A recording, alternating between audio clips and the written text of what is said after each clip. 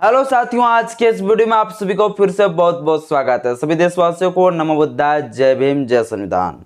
26 नवंबर के दिन, जिस दिन संविधान दिवस के शुभ अवसर पे बाबा साहब डॉक्टर भीमराव अम्बेडकर का प्रतिमा सुप्रीम कोर्ट के परिसर में अनावरण हो रहे थे, उस समय जो है हमारे इस देश का महामहिम महोदया राष्ट्रपति द्रौपदी मुर्मू जी एक प्रस्ताव को रखे थे। ये प्रस्ताव इस तरह से रखे थे कि द्रौपदी मुर्मू जी का कि मैं बहुत सारे कॉलेज यूनिवर्सिटी में मैं जा रही हूँ, वहाँ पे सभी विद्यार्थियों से जब मैं बात करती हूँ कि आप बड़े होके क्या बनना चाहते हैं, आपको क्या बनने का शौक है, तो सभी बच्चे लोग कहते हैं कि मैं आईएएस बनूंगा, तो कोई बोलते हैं आईपीएस बनूंगा, पर कुछ कुछ विद्यार्थी लोग ऐसे कहते हैं कि मैं जुडिशरी में जाना चाहता हूँ। इस बात को बोलते हुए राष्ट्रपति महोदया द्रौपदी मुर्मू जी बोली कि यहाँ पर सुप्रीम कोर्ट तक आने के लिए, जुडिशरी में आने के लिए बच्चे लोगों को किस प्रकार से लाया जाए, चूँकि इस पूरा जजों का जो नियुक्ति होता है वो कोई एग्ज़ाम क्वालिफाई करके वहाँ पे नहीं जाते हैं। यानी कि कॉलेजियम सिस्टम के द्वारा जो है जजों का नियुक्ति होता है। आईएएस बनने के लिए जिस तरह यूपीएससी क्लियर करना पड़ता है, आईपीएस बनने के लिए यूपीएससी क्लियर करना पड़ता है, पीसीएस अधिकारी बनने के लिए जिस तरह एग्जाम क्लियर करना पड़ता है, उस तरह जज बनने के लिए जो है कोई एग्जाम को क्लियर नहीं करना पड़ता है। बिना ही एग्जाम क्लियर किए वो जज बन जाते हैं। इस बात को जो है माननीय महोदया राष्ट्रपति मुर्मू जी ने कि कुछ किया जाए, जिसके वजह से जो है जो गांव के लोग जो सपना देखते हैं जुडिशरी में आने का, जो जज बनने का सपना देखते हैं, वो मतलब पूरा हो सके। इस बात के प्रस्ताव को महामहिम द्रौपदी मुर्मू जी वहां रखें। तो एक सवाल उठता है साथियों, यह आखिर कॉलेजियम प्रणाली क्या है? और जब इस देश का राष्ट्रपति महोदया द्रौपदी मुर्मू जी इस बात को रखें, इसके मतलब है कॉलेजियम सिस्टम के ऊपर जल्द से जल्द कुछ ना कुछ कार्रवाई होगा ही। तो मैं सोचा कि चलिए बताते आखिर ये कॉलेजियम प्रणाली है क्या। ये कॉलेजियम प्रणाली के द्वारा किस प्रकार से जजों का नियुक्ति होता है, चलिए आज के इस वीडियो में आपको सब कुछ बताते हैं। इससे पहले साथियों मैं आपसे अपील करता हूं, मेरे यूट्यूब चैनल में पहली बार आए तो चैनल को सब्सक्राइब करें, बेल आइकन पर प्रेस करें। अगर वीडियो अच्छा लगे साथियों तो लाइक करने बिल्कुल भी ना भूलें, क्योंकि आपका लाइक ही मुझे मोटिवेट करता है। समझ गए? ये कॉलेजियम प्रणाली जो होता है यह एक ऐसा प्रणाली है जिसमें जज द्वारा ही जजों का नियुक्ति किया जाता है, जजों द्वारा ही जजों का प्रमोशन किया जाता है, जजों द्वारा ही जजों का ट्रांसफर किया जाता है। यानी ये जज लोग, ये सुप्रीम कोर्ट ही जो है, सुप्रीम कोर्ट का जो एक यंग है कॉलेजियम प्रणाली, वही जो है डिसाइड करता है कि कौन कहाँ का जज बनेंगे और कौन सा जजों का प्रमोशन होगा, कौन सा जजों का ट्रांसफर कहाँ पे होगा। ये यानी सुप्रीम कोर्ट के जो कुछ 5 सदस्य होता है, 5 से 6 सदस्य जो होता है कॉलेजियम प्रणाली में, वही डिसाइड करता है। अब एक सवाल उठता है कि कॉलेजियम प्रणाली कहां से निकला?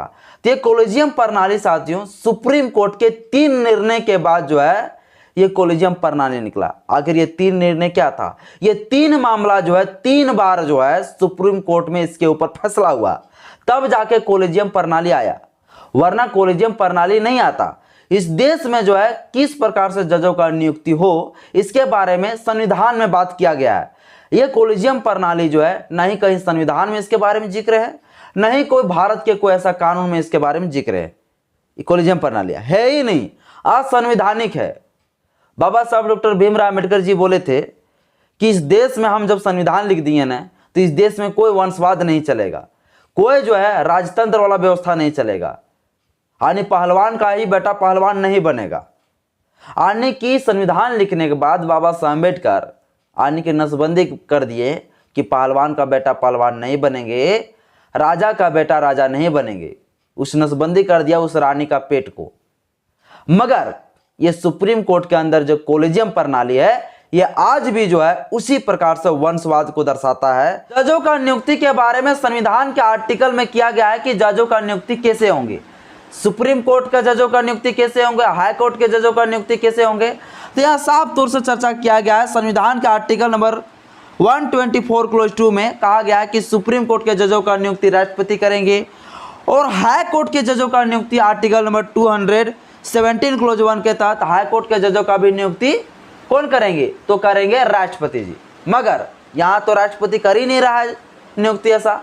तो देखिए आर्टिकल नंबर 124 क्लोज 2 और 217 क्लोज 1 क्या कहता है, इसमें साफ तौर से कहा गया है कि जजों का नियुक्ति करने के लिए राष्ट्रपति को एक तो सुप्रीम कोर्ट के, हाई कोर्ट के जजों से जो है कंसल्ट करना पड़ेगा और मंत्री परिषद से कंसल्ट करना पड़ेगा। मंत्री परिषद, प्रधानमंत्री से बात करना पड़ेगा कि किनको जज बनाया जाए, किनको प्रमोशन कराया जाए, कौन सा जज को कहाँ पे भेजा जाए।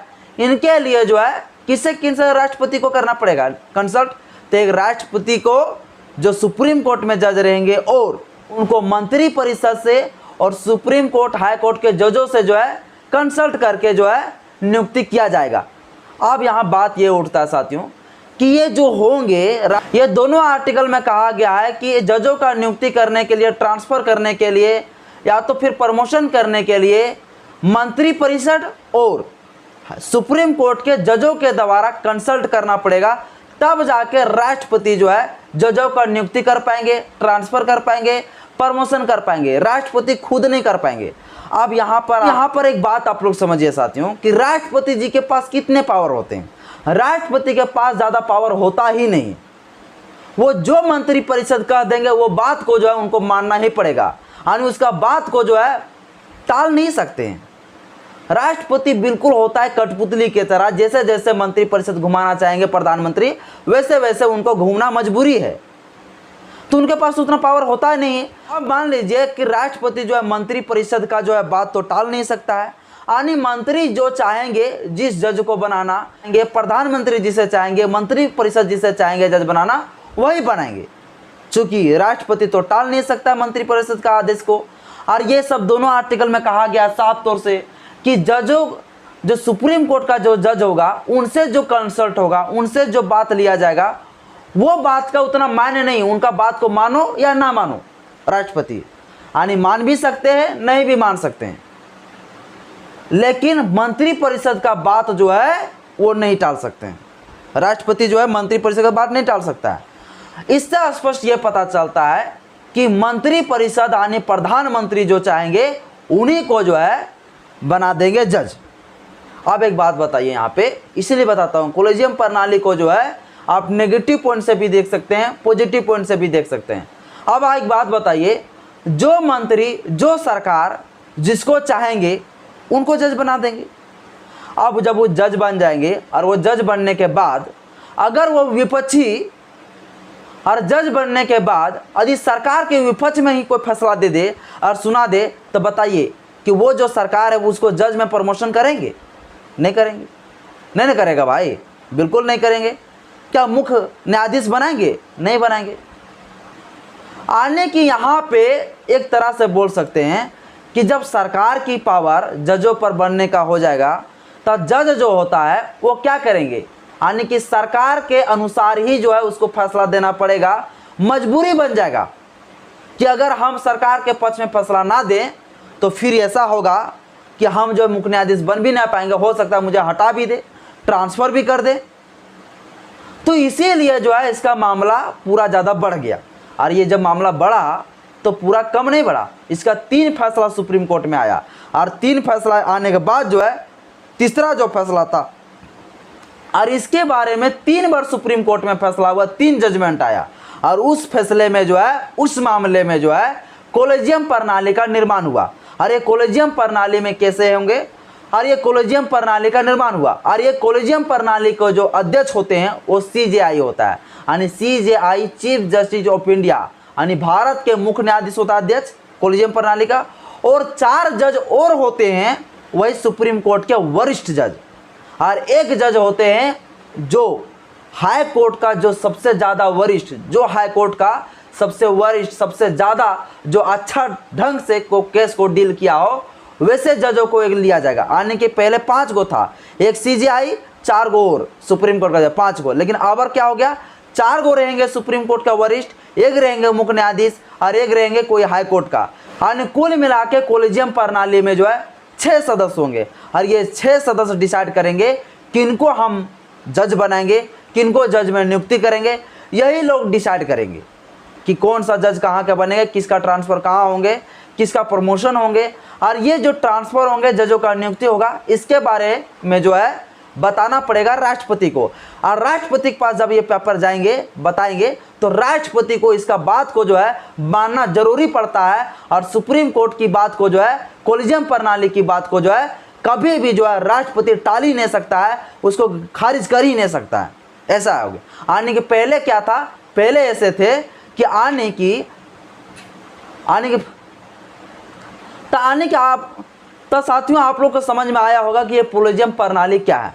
तो साथियों आई होप आप लोग को समझ में आया होगा कोलिजियम प्रणाली क्या है। ये किसके लिए एग्जाम देना पड़े और एग्जाम दे के जो है जजों का नियुक्ति हो। ऐसा ना कि मतलब वंशवाद ये हो जाएगा, इस प्रकार से पहलवान का बेटा ही पहलवान बनेंगे, तो ये गलत हो जाएगा साथियों। इसलिए जो है जजों का नियुक्ति में थोड़ा सा इसके ऊपर जो है डी वाई चंद्रचूड़ जी को इसके ऊपर पहल करना चाहिए और जजों का नियुक्ति ऊपर ठोस से ठोस कार्रवाई करना चाहिए। आई होप साथियों आज के इस वीडियो में इतना ही। वीडियो अच्छा लगे तो लाइक करिएगा, चैनल को सब्सक्राइब करिएगा, बेल आइकन ऑल पे प्रेस जरूर करें। साथियों मैं इसके ऊपर एक वीडियो और बनाऊंगा, आज मैं डिटेल से नहीं बताया क्योंकि वीडियो बहुत लंबा हो जाता है इसलिए। चलिए साथियों आज के इस वीडियो में